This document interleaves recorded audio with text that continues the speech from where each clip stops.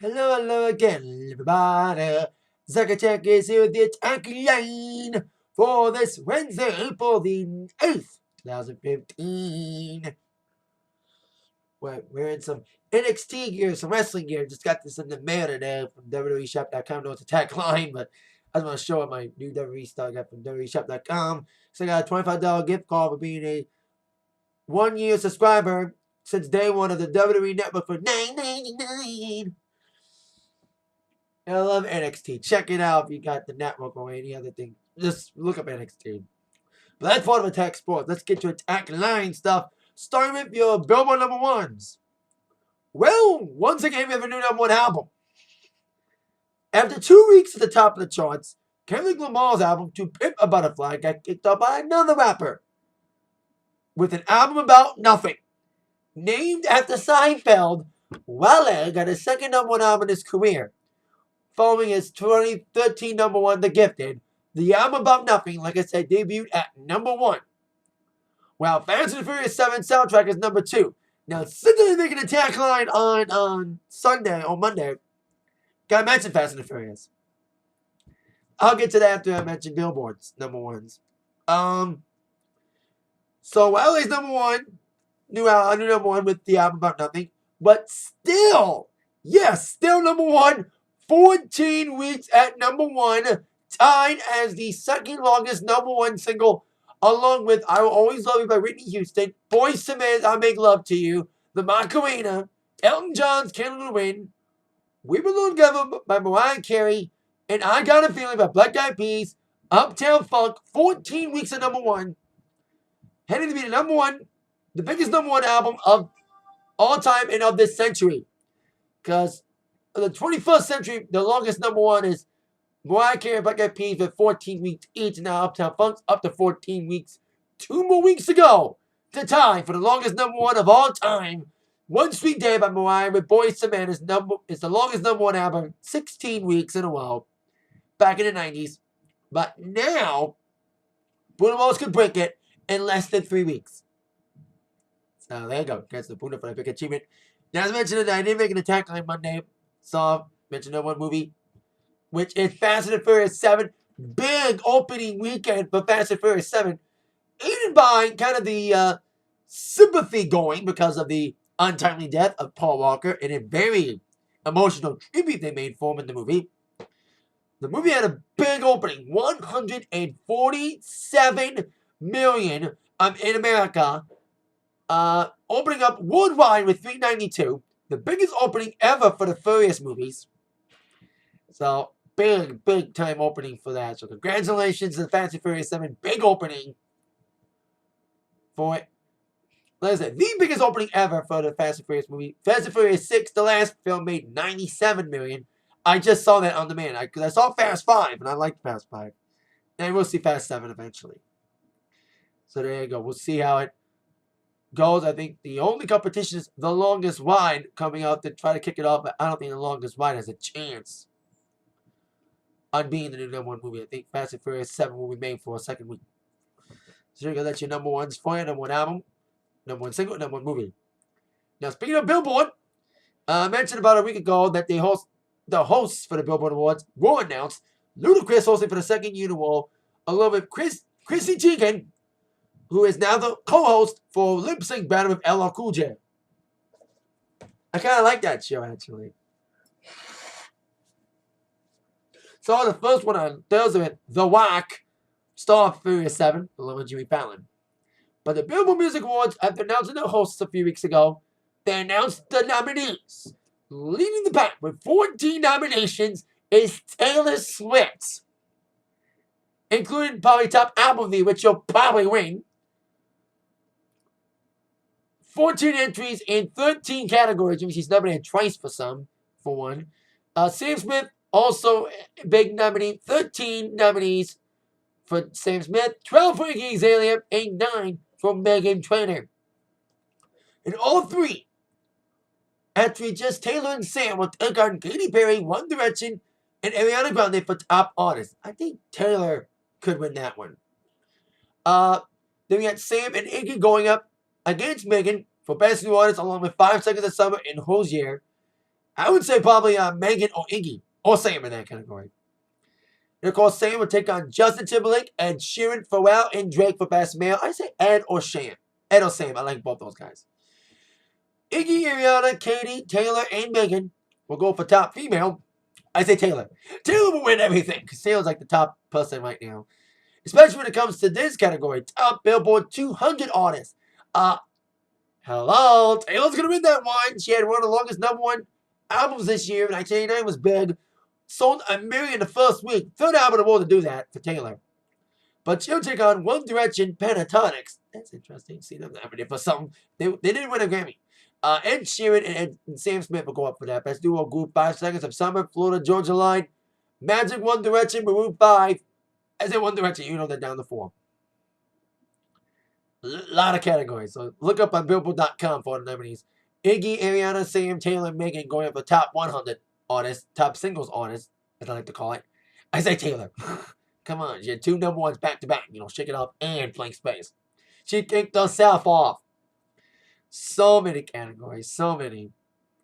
The top 200 album, we have Maroon 5's 5, Pentatonics Christmas album, Ed Sheeran's Multiply, Sam Smith in The Lonely Hour, and Taylor Swift 1989. She'll probably win that one.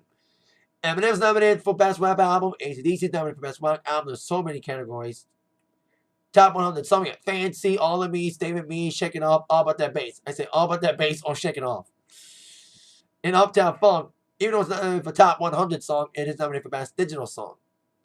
So many categories. Look at Billboard.com.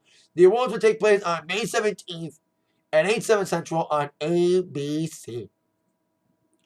Now, on to another big event that's happening soon. The Rock and Roll Hall of Fame ceremony.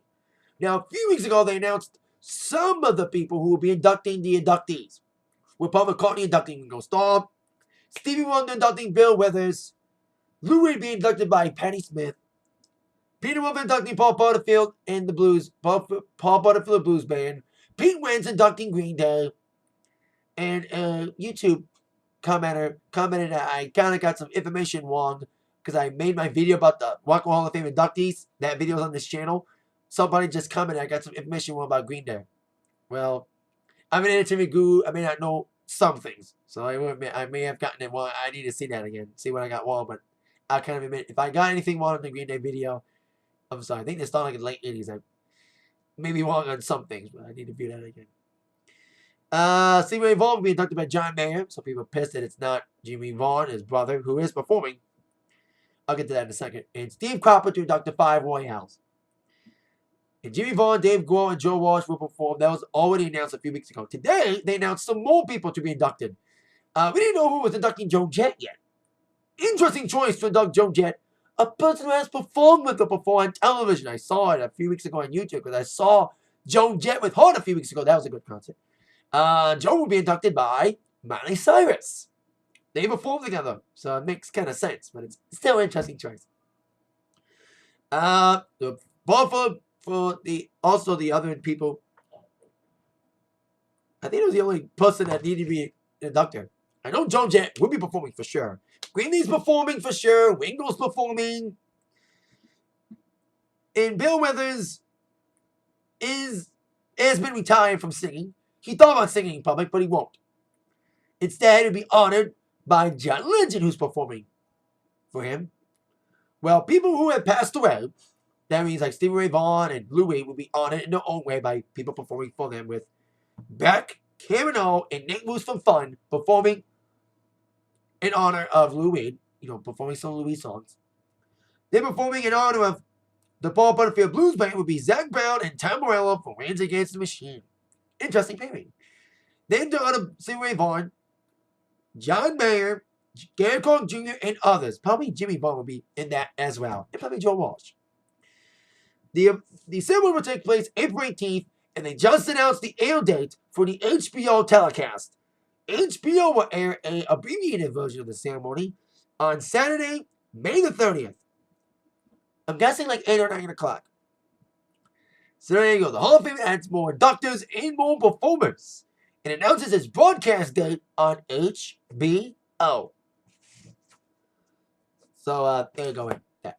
Now, on with the band who had who may or may not be in the Rock and Roll Hall of Fame one day, but they are indeed rock icons of the 80s. But it got hit pretty hard as their drummer, AJ Perro, passed away a few weeks ago. Questioning the future of Twisted Sister. But they said they were going to announce the plans, and now their plans are true. And revealed that they're retiring. They're saying farewell. I always use quotation marks for farewell. Because some farewells are legit and some aren't. Like bullshit. Look at Kiss. They had a farewell tour. They're still touring. But after the death of AJ Perro, Twisted Sister decided to break up. They will be doing some concerts this year, including a show at the Hard Rock Hotel in Vegas, which will record on DVD and CD on May 30th, the day the Rock and Roll Hall of Fame ceremony airs on HBO. And then they'll play at Sanford, New Jersey's Starland Ballroom. And both shows will be honoring AJ Perro. And the drummer replacing AJ on those dates will be former Dream Theater drummer Mike Portnoy. And they will tour this year doing some European festivals, but next year they're going to proper farewell tour in honoring the 40th anniversary called 40 and Fuck It. Yeah, no specific dates for that farewell tour yet, but they have announced they will be going on that tour next year. So there you go. Twisted Sister honoring their late drummer, AJ Perro, by doing some performances this year and retiring next year. Now, at least they're gonna a replacement drummer because a hologram wouldn't work. But some estates have done holograms of people.